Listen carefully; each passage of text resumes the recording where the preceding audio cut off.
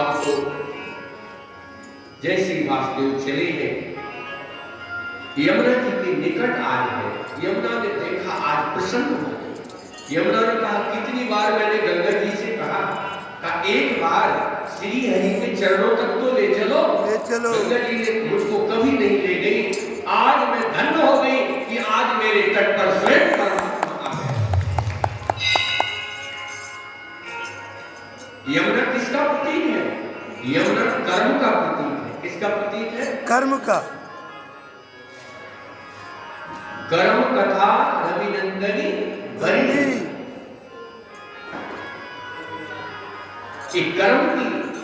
कर्म का प्रतीक है। हमारा कर्म जब भगवान के समर्पित होता है, वो कर्म इतना श्रेष्ठ हो जाता है, वो भगवान के समर्पित होता है, तो एक दिन स्वयं परमात्मा आपके नजदीक आकर के खड़ा हो जाता है। बोलिए भक्तवत्सल भगवान की जय। अब जैसे ही वासुदेव जी यमुना जी में एक पैर रखे, बहुत गहरी यमुना, बोलो, वासुदेव जी को थोड़ा चिंता हुई कि अरे प्रभु, इतनी गहरी यमुना में कैसे पार करूं? उसी समय भगवान समझ गए कि यमुना मेरे चरणों का प्रक्षालन करना चाहती है। तत्काल भगवान ने उसी सूप से, जिस टोकरी में ठाकुर जी को ले जा रहे थे, वासुदेव जी इस रहस्य को नहीं समझे, भगवान ने अपना चरण लटका दिया। क्या लटका दिया? जैसे ही चरण लटकाया, इतना लटकाया कि वो यमुना जी ने स्पर्श कर लिया। बोलिए यमुना मैया की जय। यमुना जी कौन है? यमुना जी भगवान की पटरानी है।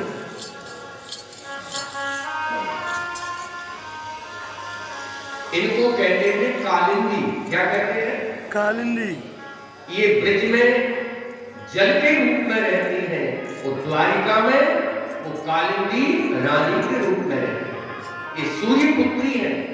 मीठे रस से भरोगी राधा रानी लागे, महारानी लागे,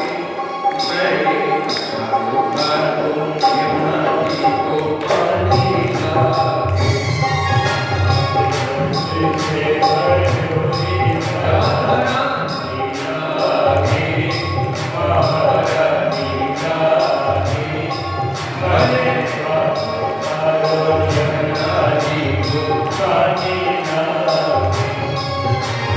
यमुना जी को श्यामरी श्यामरी राधा गोरी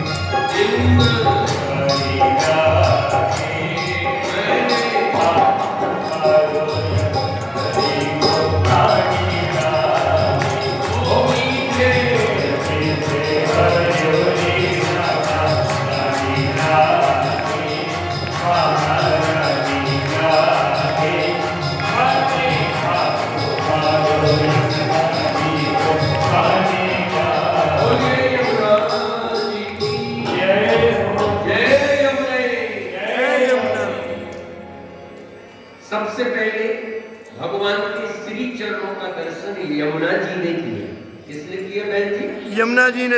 एक बात मैं कहूं, ब्रज में 3 वस्तुएं ठाकुर जी की हैं। कौन कौन? उनके समय की, जिन्होंने भगवान की एक एक लीला का दर्शन किया। एक है श्री यमुना जी, है ना, दूसरा ब्रजरज, और तीसरा गिरि गोवर्धन। बोलो गिरिराज धरण की जय हो। ये 3 वस्तुएं आज ठाकुर जी की लीला में सम्मिलित है। समझे आप?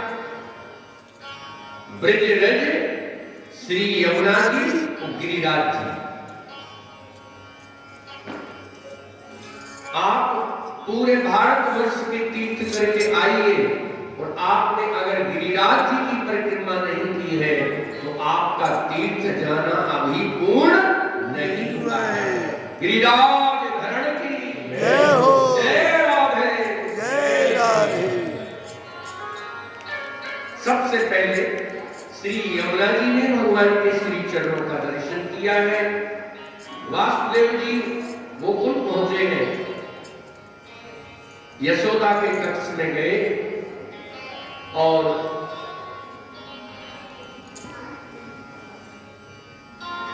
मां, आइए स्वागत करें भाई, मां यशोदा की गोदी में। अब देखो, उसी दिन मां यशोदा ने एक बेटी को भी जन्म दिया। बोलो, वहां यशोदा जी ने एक कन्या को जन्म दिया, तो कन्या को तो वासुदेव जी ने उठा लिया, और लाला को मैया के विशाल वक्ष स्थल पर छोड़ करके चले आए। ध्यान से सुने,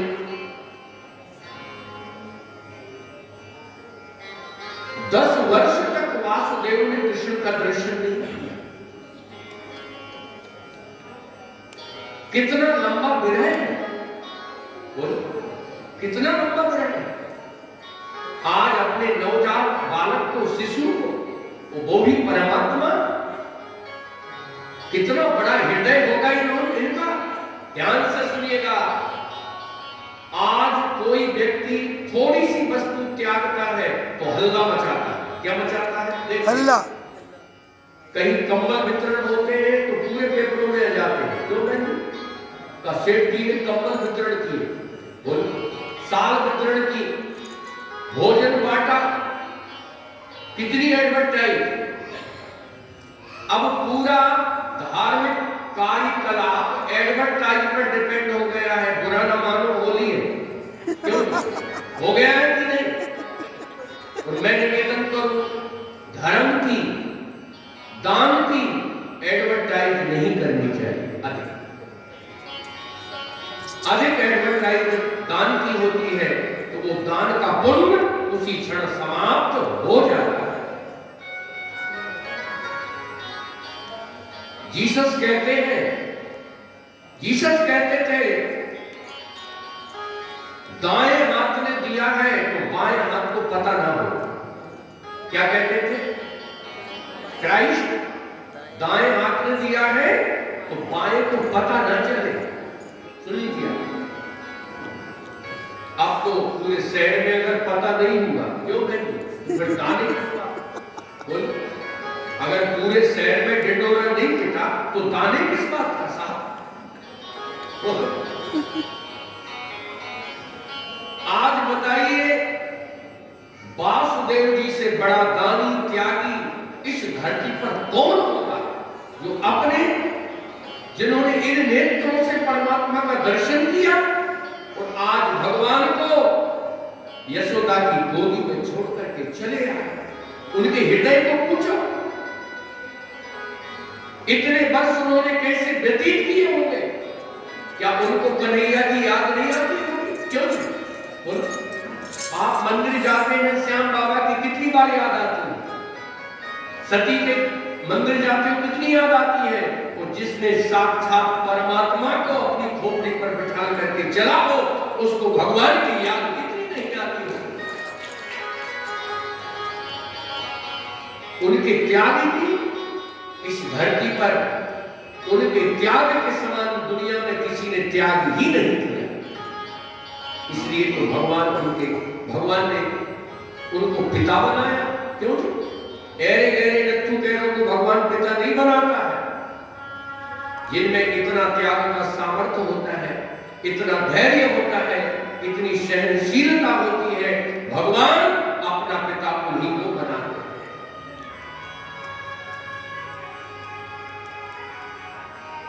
अब ध्यान से सुनो, ये यशोदा को कृष्ण की प्राप्ति क्यों हुई इस जन्म में? बोलिए। कहते हैं त्रेता युग में ये यशोदा अवध में एक क्षत्रिय कुल की स्त्री थी। देखो, दशरथ जी के महल के पास इनका भी महल था। एक दिन कौशल्या माता राम जी को ऊपर अट्टालिका पर खिला रही थी, घुमा रही थी। कहती ना माताएं ऊपर उछाती बच्चों को, चंदा ले आकाश की तरफ। तो उस महिला ने अपनी अट्टालिका से अपने पति के साथ राम जी का दर्शन किया। और वो भी छत्राणी थी, धनपति घर की।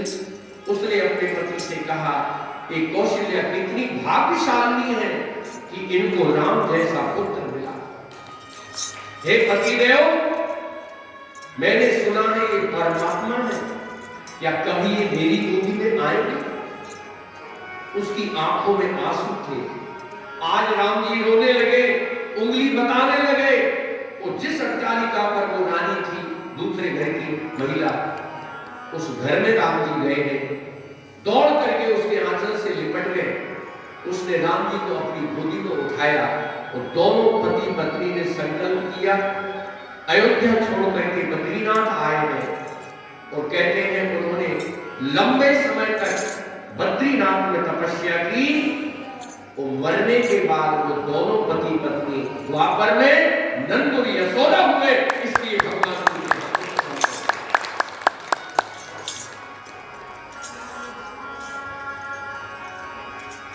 आज भगवान मां यशोदा के पक्ष स्थल पर लेटे हुए हैं। यहां वासुदेव जी बेटी को लेकर के गए हैं। जो घटना घटनी थी वो घटी। कंस को विदित हुआ, जन्म हो गया है। दौड़ करके पांव पकड़ लिया बेटी का। आज पहली बार देवकी ने निवेदन किया, भैया ये मेरी इकलौती बेटी है, तूने मेरे 6 पुत्रों को मार दिया, मैंने इनकार नहीं किया, ये बेटी मुझको दे। बेटी के प्राण मत ले भाई। कहते हैं जब बार बार देवकी ने कहा भैया बेटी को छोड़ दे, तो कहते हैं कंस ने तत्काल उनकी गोदी से उसको खींच लिया। खींच करके जैसे ही पस्तर शिला पर पटका का पैर पकड़ते ही देवी छूट गई उसके हाथ से। और मां अष्टभुजा के रूप में आकाश में प्रकट हो गई।